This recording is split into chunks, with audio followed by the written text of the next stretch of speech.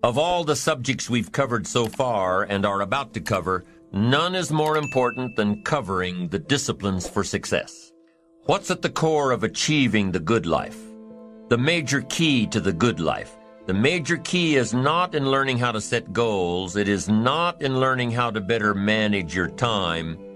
It is not in mastering the attributes of leadership. Every day in 1,000 different ways, we are trying to improve ourselves by learning how to do things. We spend a lifetime gathering knowledge in classrooms, in textbooks, in experiences.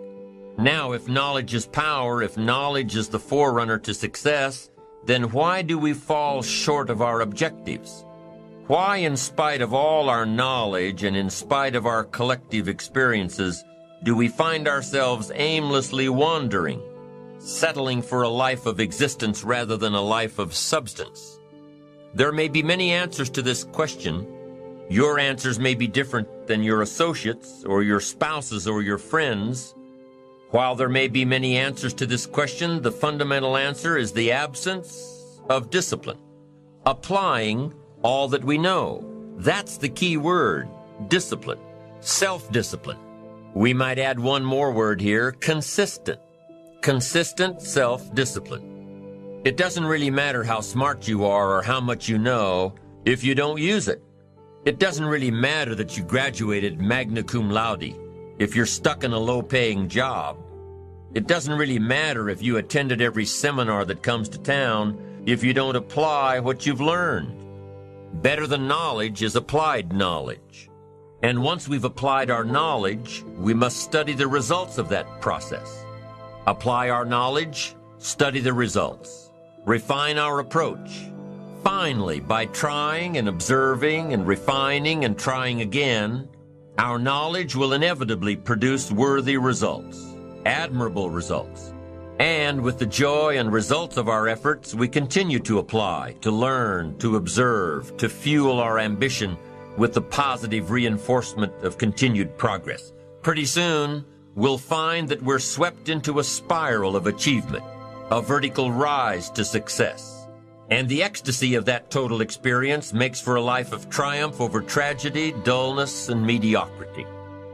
But for this whole process to work for us, we must first master the art of discipline, self-discipline, consistent self-discipline. It takes consistent self-discipline to master the art of setting goals, to master the art of time management, to master the art of leadership, to master the art of parenting and relationships. If we don't make consistent self-discipline part of our daily lives, the results we seek will be sporadic and elusive. It takes a consistent effort to truly manage our valuable time, or we'll be consistently frustrated. Our time will be eaten up by others whose demands are stronger than our own. It takes discipline to conquer the nagging voices in our minds, the fear of failure, the fear of success, the fear of poverty, the fear of a broken heart. It takes discipline to keep trying when that nagging voice within us brings up the possibility of failure. It takes discipline to admit our errors and recognize our limitations. The voice of the human ego speaks to all of us. Sometimes the voice of ego says that we should magnify our value beyond our results. It leads us to exaggerate, to not be totally honest.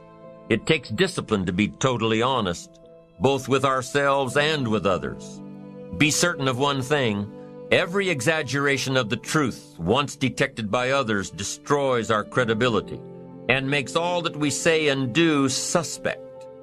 As soon as a business colleague figures out that we tend to exaggerate, guess what? They'll always think we exaggerate, and they'll never quite hold us in the same regard again. The tendency to exaggerate, distort, or even withhold the truth is an inherent part of all of us. And only an all-out, disciplined assault can overcome this tendency.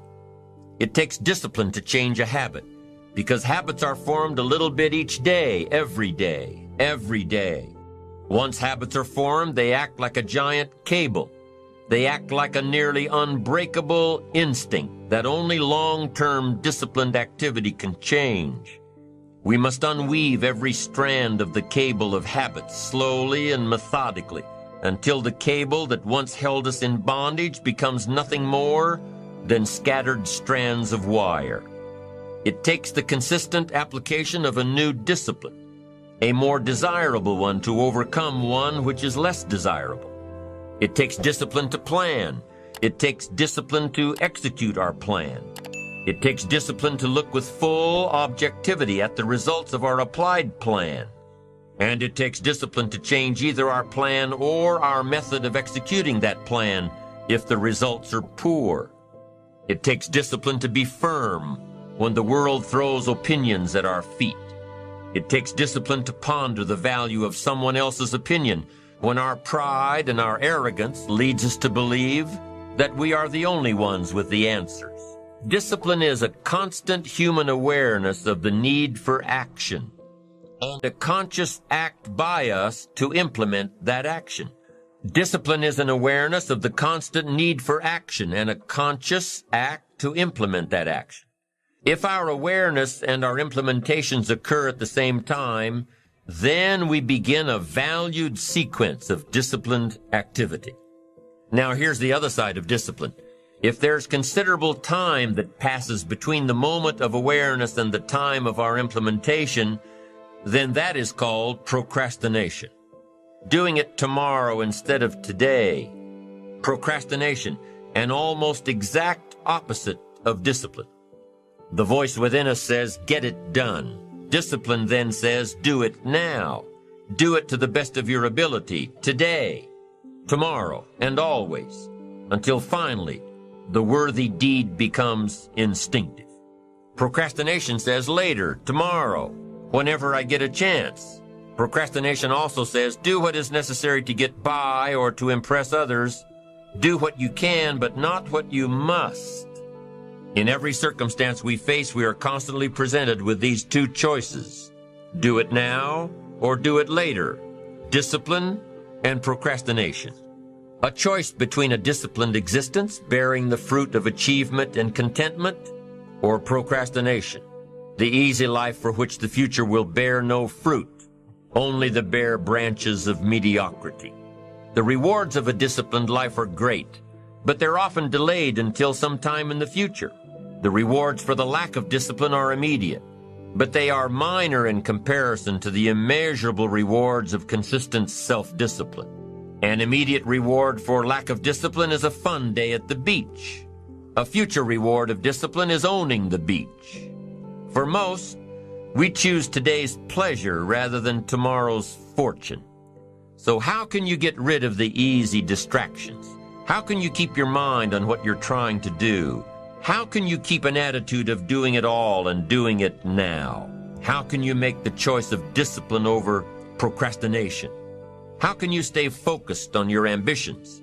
How can you avoid conversations at the water cooler? You can keep your focus on your work. You can get it done today instead of tomorrow.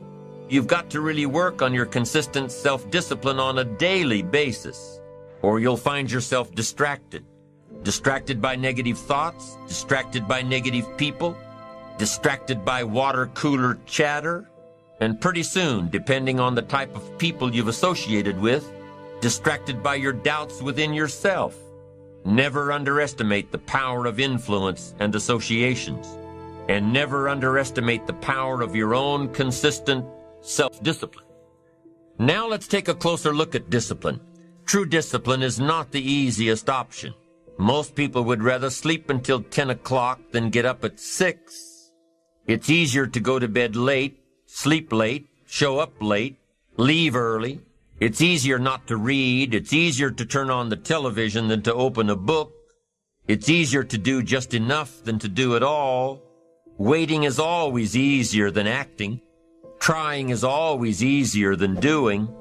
Imagine what life would be like if we didn't have to make our bed in the morning, or keep our garage clean, or pay our taxes, or show up for work tomorrow.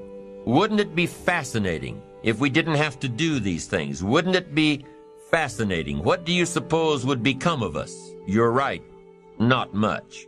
For whatever the reason, the system we live in and contribute to is designed to make the easiest things in life the most unprofitable.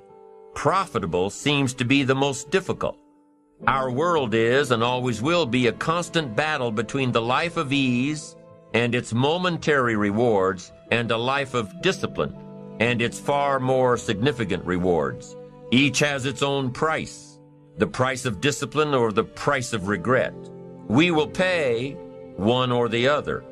What we wish we had done is the voice of regret, speaking in a sorrowful tone at a time when there is no going back. This is regret. No second chance. No what would I do differently. Choose one or the other, but both will have their price, the price of discipline or the price of regret. One costs pennies, the other a fortune. Dostoevsky said, "There are hundreds of young men who would die for the truth, but very few who would spend 5 years studying to know what the truth is."